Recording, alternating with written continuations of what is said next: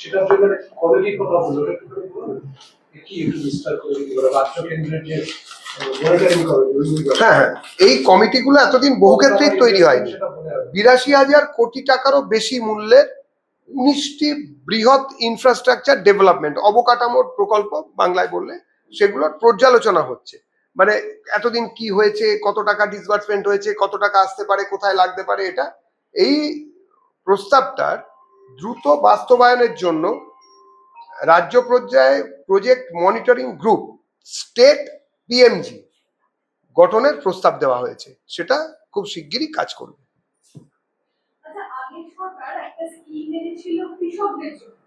কৃষি বিপণন বিভাগের সুফল বাংলা, ওই স্কিমটা কি থাকবে না এই সরকার? সরকারের মতন সিদ্ধান্ত নেবেন।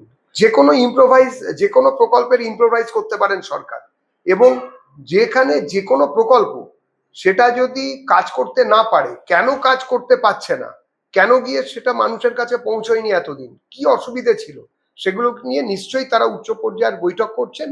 এবং কৃষি বিপণন মন্ত্রী যিনি রয়েছেন তিনিও জানেন, তিনিও তার টিম নিয়ে এই নিয়ে কথা বলছেন, এবং এই বিষয়ে একগুচ্ছ প্রস্তাব তার তরফ থেকে যেগুলো এসেছে সেই নিয়ে আমরা আপনাদের পরে জানিয়ে দেবো। এটা একটা বড় প্রস্তাবনা।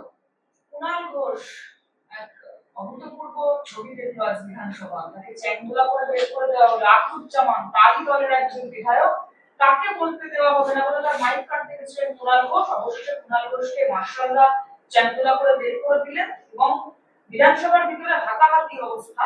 শুধু তাই না, কুণাল ঘোষকে সাসপেন্ডও করা হয়েছে। তৃণমূল দলটি একটি অভূতপূর্ব রাজনৈতিক দল। যে দল রাজনৈতিক দল কিনা তাই নিয়েই মানুষের মধ্যে সন্দেহ আছে।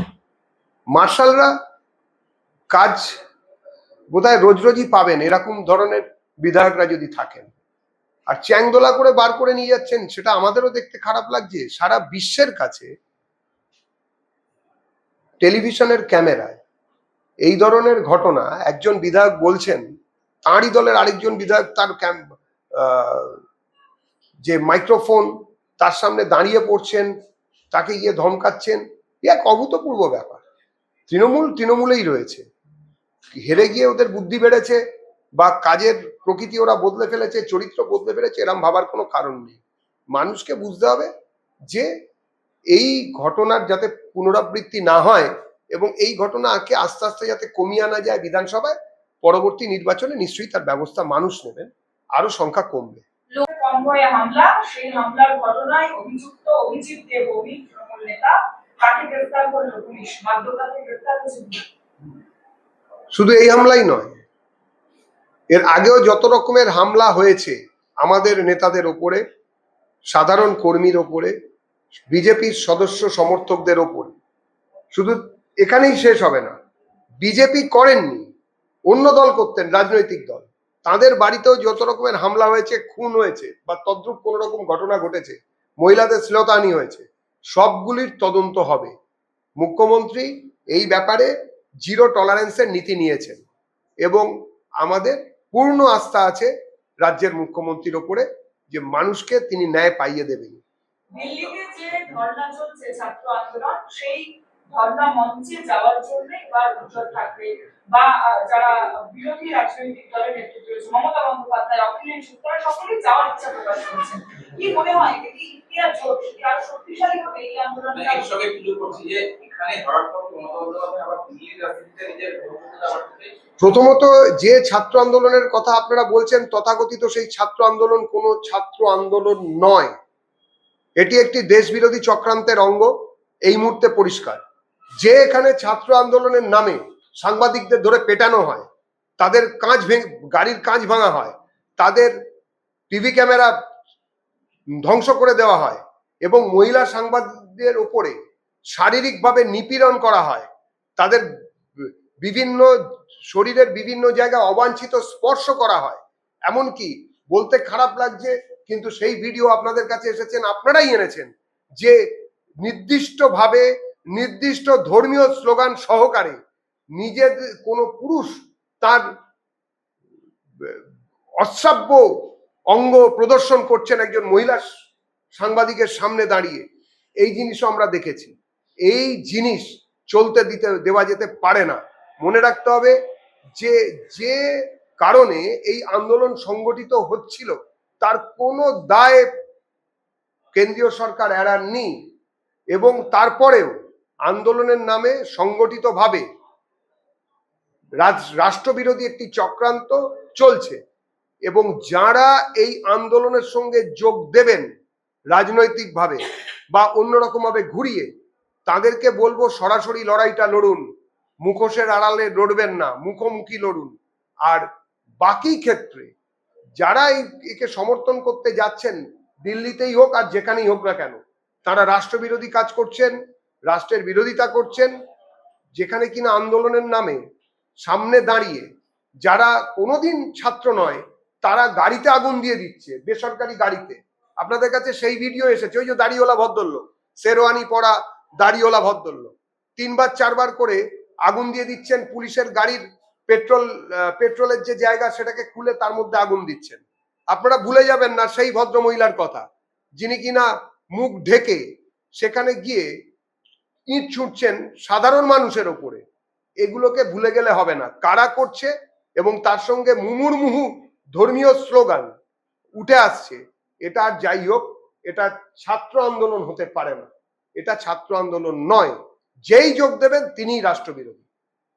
তামান্না খুনে তার মা মুখ্যমন্ত্রীর সঙ্গে দেখা করার পরই গ্রেফতার হয়েছিল, এবার আজকে 24 জনকে আরো, আজকে চার্জশিট দিয়ে দিল।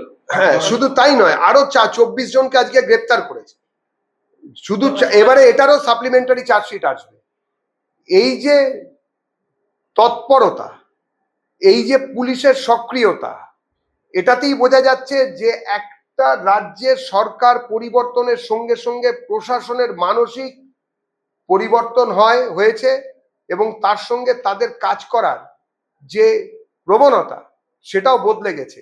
দেখুন, আবার এখানে কারুর হয়তো মনে হবে যে এই সক্রিয়তা হয়তো বা তাদের মনে হবে অতি সক্রিয়তা। তারপরে ওই দানবাধিকার মানে মানবাধিকার, তাদেরও তো অধিকার আছে। না হয় একটু তামান্নাকে একটা বোমই মেরেছে, তার জন্য তাদের বেঁচে থাকার অধিকার নেই, তাদের পালিয়ে বেড়ানোর অধিকার নেই। তারা কি এমন খারাপ কাজ করেছে, এবং তার জন্য দেখবেন মুখে কালো কাপড় বেঁধে দেখবেন লোকেরা নেমে পড়বে। এটাও আমরা দেখবো খুব শিগগিরই। মানে আপনাদের কাছে মদন মিত্রকে সপরিবারে ডেকেছেন, আর দুদিন পরে তো দুর্গা ঠাকুরকে সপরিবারে আমরা ডাকবো। মদন মিত্র কে যে তাকে সপরিবারে ডাকা যাবে না? আপনারা তো চিন্তিত কেন? মদন বাবু খুশি আছেন, তার বাড়ির সবাই খুশি আছেন, আপনাদের এত সমস্যা কি? ডাক পেয়েছেন, যাবেন। যদি না যান, প্রশাসন ব্যবস্থা নেবেন। বিচারের বাণী নীরবে নির্ভীতে আর কাঁদবে না। এটা নতুন সরকার, এটা রাজ্য সরকার, এটা কালীঘাটের সরকার নয়।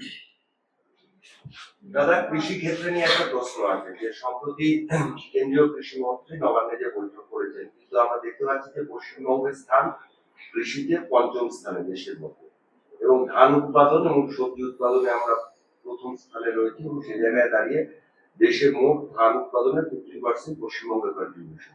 কিন্তু পশ্চিমবঙ্গে একটা দীর্ঘ বিবাদ আছে যে ফার্ম সাইজ এন্ড প্রোডাক্টিভিটি। তো এই নতুন যে কৃষি রোডম্যাপ তৈরি হলো, সেখানে কি এই ফার্ম সাইজ এন্ড প্রোডাক্টিভিটি যে ডিবেট, যেটা বাম জামানা থেকে চলে আসে, এটা কি সংশোধন করা হবে? মানে জমির পরিমাণ কম হলে উৎপাদন, সরকার কি করবেন সেটা সরকারের ব্যাপার। আমরা বরাবরই আপনার এই তথ্য নিয়ে আমরা সরব এবং সজাগ।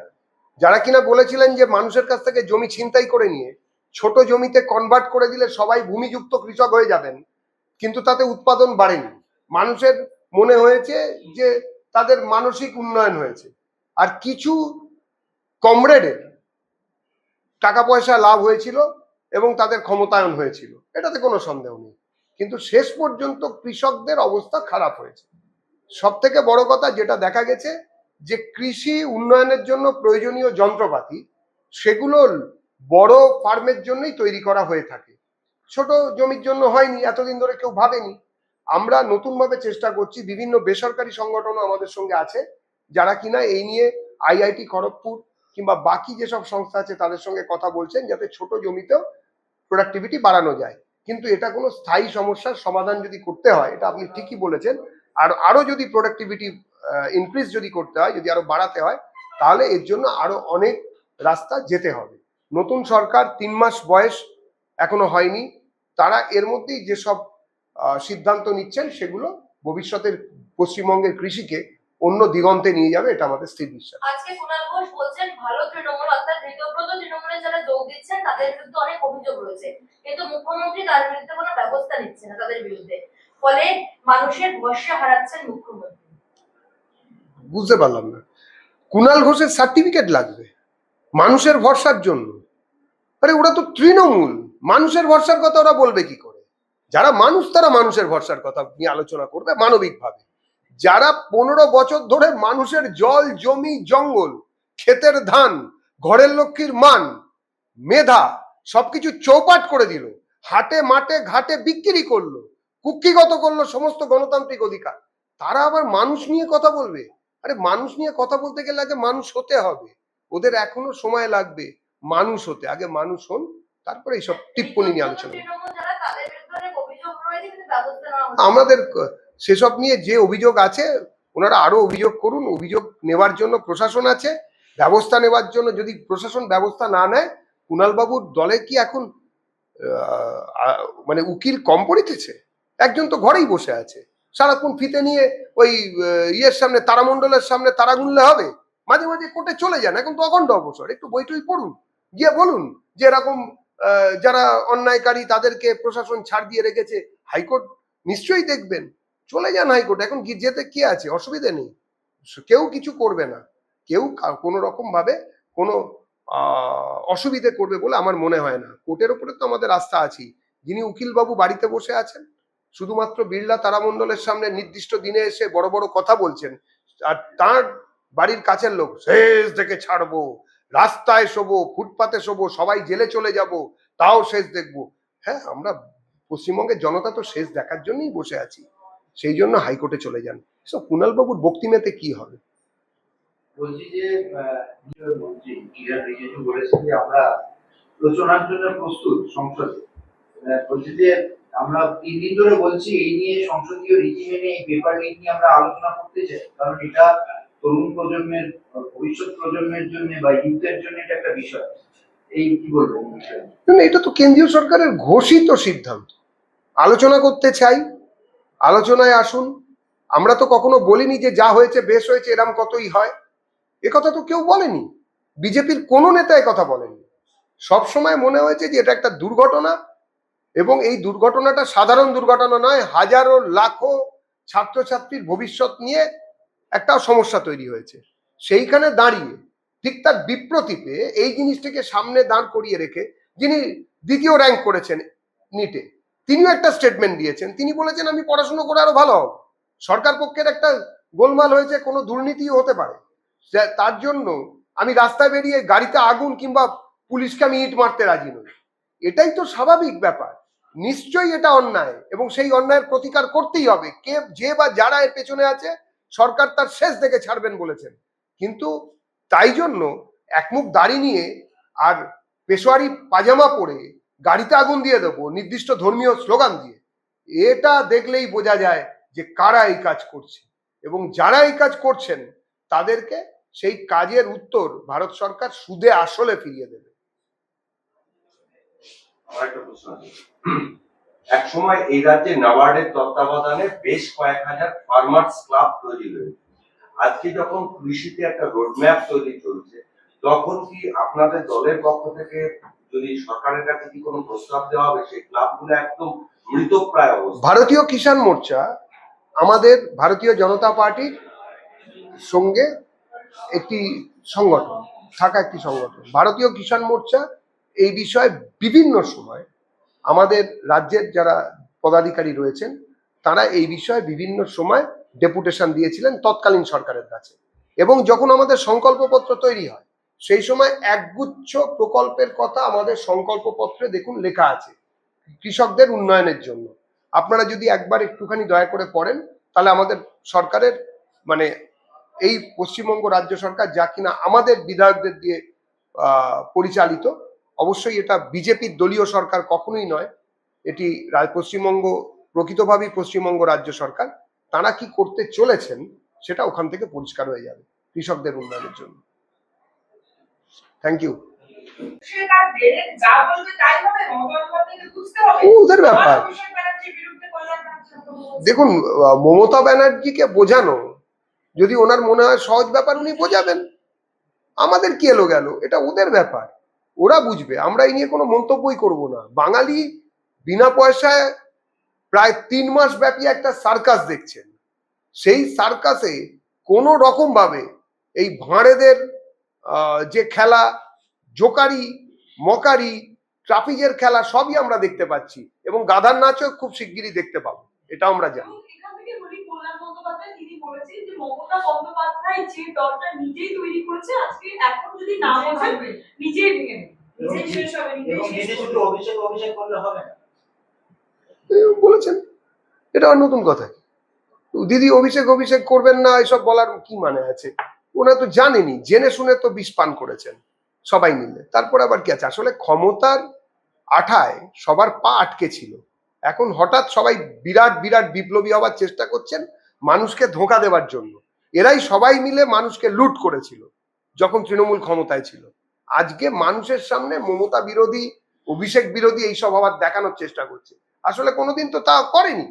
প্রত্যেকের তৃণমূলের থাকাকালীন সুবিধে নিয়েছে এবং বিভৎসভাবে মানুষের উপর নিপীড়ন অত্যাচার করেছে। এগুলো ভুলে গেলে হবে না। গতকাল মমতা ব্যানার্জির সঙ্গে মনোমালিন্য হলো কল্যাণ বন্দ্যোপাধ্যায়, আর আজকে তাকে সংসদে দেখা গেল শ্রমিক ভট্টাচার্যের সঙ্গে বেশ নিবিড় একটা আলোচনা। পরবর্তীকালে মহুয়া মৈত্র এসে যোগ দিয়েছে শ্রমিক ভট্টাচার্যের সঙ্গে। এবার জল্পনা হচ্ছে উনি কি দিকে আসছেন, মহুয়া মৈত্র আবার এই আলোচনায় যোগ দিয়েছে। দেখুন, আপনাদের জল্পনার এবং আপনাদের কল্পনা আপনাদের ভিউয়ার্স বাড়াতে পারে, সেটা বাড়ুক। বাঙালি চ্যানেল, তাদের জল্পনা এবং কল্পনায় যদি একটু ভিউয়ার্স বাড়ে, আমাদের কিছু তাতে বলার নেই, সেসবও স্বাগত। কিন্তু আমাদের রাজ্যের নেতৃত্ব এবং সব থেকে বড় কথা সংসদীয় গণতন্ত্রে আমরা আগেও বলেছি, এখনো বলছি, আমরা আনটাচেবিলিটিতে বিশ্বাস করি না। আমরা কোনো রকম অস্পৃশ্যতায়, রাজনৈতিক অস্পৃশ্যতা কিংবা পলিটিক্যাল আনটাচেবিলিটিতে বিশ্বাস করি না। কেউ এসে যদি ভদ্রভাবে আমাদের সঙ্গে কথা বলেন, আমরা কি অভদ্রতা ফেরত দেব? কেউ যদি শরণাগতভাবে আশ্রয় চায়, তাদের কি প্রথমেই আজে বাজে কথা বলে মুখ ফিরিয়ে নেব? তারা কথা বলছেন, তার মানে এই নয় যে বিজেপি তৃণমূল হয়ে যাবে। তৃণমূলের তহবিল তদন্তে ইডি এবার সুভাষিস চক্রবর্তী, প্রাক্তন সাংসদ, তাকে রেখেছে এবং যে 3টে অ্যাকাউন্ট ফ্রিজ করা হচ্ছে তার অন্যতম একজন চেক সাইটিং অথরিটি সুভাষিস বাবু। অপর একটা অ্যাকাউন্টে অভিষেক ব্যানার্জি এবং ডেরেক ওব্রায়ান রয়েছে, যেটা 420 কোটি টাকা, তারাও টাকা পাবে। সবাই আসবেন, সবাই ডাকবে, নিশির ডাক। এ তো জখের ধোম। নিশির ডাকের মতো আয় আয় আয় বলে ডাক আসবে, আসবে আর আসবে। মানুষ এখন শুধু অধীর আগ্রহে অপেক্ষা করছে ওই টাকাগুলো কার টাকা, কোন কোন হতভাগীর চোখের জল, সম্মানের বিনিময়, রক্তের বিনিময় ওই টাকা ওখানে জড়ো করা হয়েছিল, যে সব এবারে সামনে আসবে। চিন্তার কোনো কারণ নেই, অপেক্ষা করুন। পে কমিশনের যে কমিটি, সেইটা রাজ্য সরকার গঠন করলো, 4 সদস্য, চেয়ারপারসন শ্রী অতনু চক্রবর্তী। তো তাদের যা যা ইয়ে করা, সেটা নোটিফিকেশন আসছে। কি বলবো, আমরা আমাদের ভোটের আগেই, এই বিধানসভা ভোটের আগে সংকল্পপত্রে বলে দিয়েছিলাম যে আমরা অবিলম্বে 7 পে কমিশনের যে ব্যবস্থা সেটা নেব। আমাদের নেতারা বারবার বলেছিলেন, এবং এই মনে রাখবেন, রাজ্য সরকার গঠিত হওয়ার এখনো পর্যন্ত পুরোপুরি 3 মাস হয়নি। তার মধ্যেই আমরা আমাদের কথা রেখেছি, এবং আজকে যে 7 পে কমিশনের জন্য কমিটি ঘোষণা হয়েছে, তার জন্য মাননীয় মুখ্যমন্ত্রী শ্রী শুভেন্দু অধিকারী এবং তার বাকি কমিটির সদস্যদের আমরা অভিনন্দন জানাচ্ছি, যে রাজ্য সরকারি কর্মচারীদের মুখের দিকে চেয়ে পরিবর্তিত যে দ্রব্য মূল্য বৃদ্ধি হয়েছে, যে সব ব্যবস্থা নেওয়ার কথা ছিল, আগের সরকার যেরকম বিভিন্নভাবে রাজ্য সরকারি কর্মচারীদের অপমান করেছিলেন, এবং ভূভারতেই প্রথম রাজ্য যে সরকার নাকি মমতার সরকার তার নিজের রাজ্য সরকারি কর্মচারীদের বিরুদ্ধে সুপ্রিম কোর্টে দাঁড়িয়েছিল শুধু ডিএ দেবে না বলে। নিশ্চয়ই রাজ্য সরকারি কর্মচারীরা ভুলে যাননি যে ডিএ দেব না, ঘেউ ঘেউ করবেন না, এইসব কথাবার্তা। তো এইরকম কথাবার্তার বিপ্রতীপে দাঁড়িয়ে একটি সমবেদনাপূর্ণ সংবেদনশীল একটি সরকার রাজ্য সরকারি কর্মচারীদের সমস্যার দূরীকরণে তারা ব্যবস্থা নিচ্ছেন। আমরা আবারও বলি যে আমরা এই সিদ্ধান্তকে শুধু সমর্থন করছি না, সাধুবাদ শুধু জানাচ্ছি না, এই যুগান্তরকারী সিদ্ধান্ত আমরা মনে করি রাজ্য সরকারি কর্মচারীদের জীবনযাত্রার মান এবং কাজের ঢং দুটোই বদলে দেবে। আর জীবনের সময়